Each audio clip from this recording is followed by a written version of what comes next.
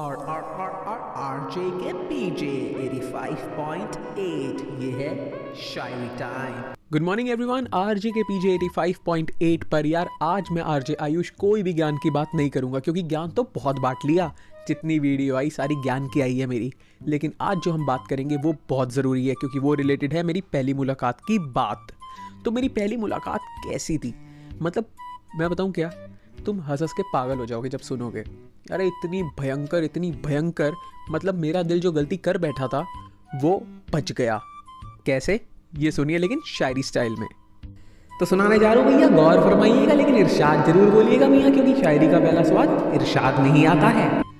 अर्ज किया है, जब पहली बार वो मिलने आई, थोड़ा शर्माई थोड़ा मुस्कुराई, वही मैं समझ गया था कि अब तेरा बैंड बजेगा भाई। लेकिन फिर भी मैंने उसके साथ अपनी बात आगे बढ़ाई। तो वो पहली मुलाकात थी, सर्दी की वो बात थी, कान पर लगा उसके फ़ोन था। मैंने जाते ही पूछा, ओए कौन था? कहती मेरी सहेली थी, घर पर बिल्कुल अकेली थी, बोर वो हो रही थी और ज़ोर ज़ोर से रो रही थी।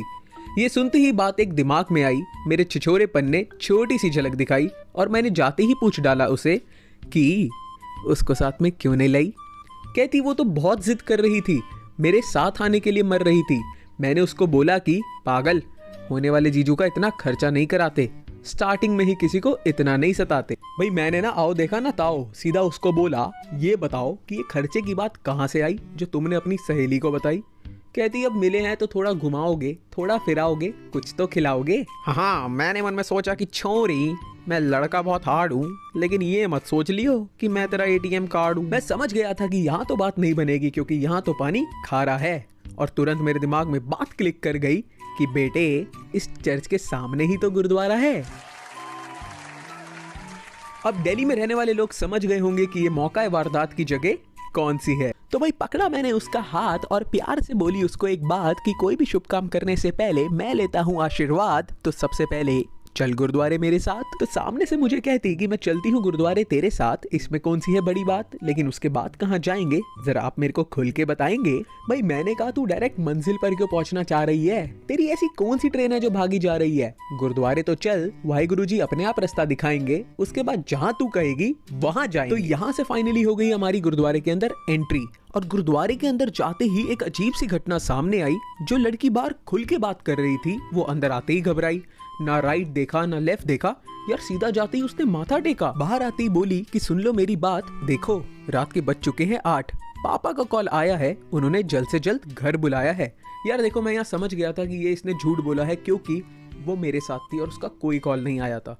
मुझे कहीं ना कहीं लग रहा था कि दाल में कुछ काला है, और जिसको मैं फूल समझ रहा हूँ वो यार एक्चुअल में कांटों की माला है। मैंने कहा कि अब गुरुद्वारे में आए हैं तो चक्कर जाएंगे लंगर, और अगर नहीं चका हमने लंगर तो कहलाएंगे हम डंगर। तो छूटते ही कहती कि यार तुम तो अपनी सारी बातें मनवा रहे हो और एक अच्छी खासी स्टाइलिश लड़की को धार्मिक बना रहे हो। तो यार मैंने कहा कि एक दिन धार्मिक बन जाएगी तो तेरा क्या बिगड़ जाएगा, और क्या पता लंगर चखने से किसी का जीवन सुधर जाएगा। तो ये हमारा क्लाइमेक्स का सीन, और अब हम कर रहे हैं लंगर। अब आगे क्या हुआ वो सुनिए। तो चख रहे थे हम लंगर में बनाया हुआ पौष्टिक आहार, सामने आकर खड़े हो गए मेरे 2 सेवादार। देखकर मुझे मुस्कुराने लगे और मेरे साथ कुछ गलत घट रहा है अपने चेहरे से जताने लगे। मैंने सामने से पूछा कि क्या हुआ भाई, क्यों तुम्हें इतनी हंसी आई।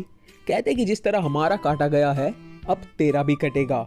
तो वही बीच में छोरी बोली कि चुप रहो, कुछ मत कहो, क्या सबूत है तुम्हारे पास कि तुम दोनों सही हो। तो वो दोनों लड़के कहते कि जब ये मिली थी तो इसके बड़े बड़े ख्वाब थे, इसके सभी पॉइंट ऑफ व्यू तो लाजवाब थे। मिलते ही इसने हमें अपनी सहेली का बना दिया था जीजा, और सीधा कहती कि भूख लगी है, चलो चल के खाते हैं पिज्जा। एक टाइम पर हमारे पास भी पैसा था, गाड़ी थी, शाही सवारी थी, इसकी बातों में आते गए, सब कुछ लुटाते गए।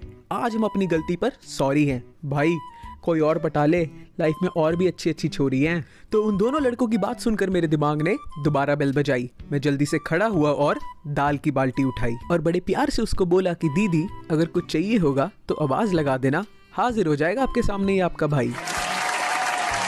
तो कुछ इसी तरीके से मेरी पहली मुलाकात ने अपनी ब्रेक लगाई। लेकिन एक बात यार हमेशा याद रखना कि जिंदगी में 36 आएंगी और 36 जाएंगी, लेकिन आपके लिए जो सही होगी वो आपकी माँ ही लाएंगी। सो इसी ब्यूटीफुल मैसेज के साथ मैं आरजे आयुष आपसे इजाजत चाहता हूँ। लास्ट में आएगा एक गाना और वो सुनकर जाना, क्योंकि वो है ट्रेंडिंग नंबर 1। हमने सोच रखा था मोहब्बत ना करेंगे हम, किसी को दिल नहीं देंगे, किसी पे ना मरेंगे हम।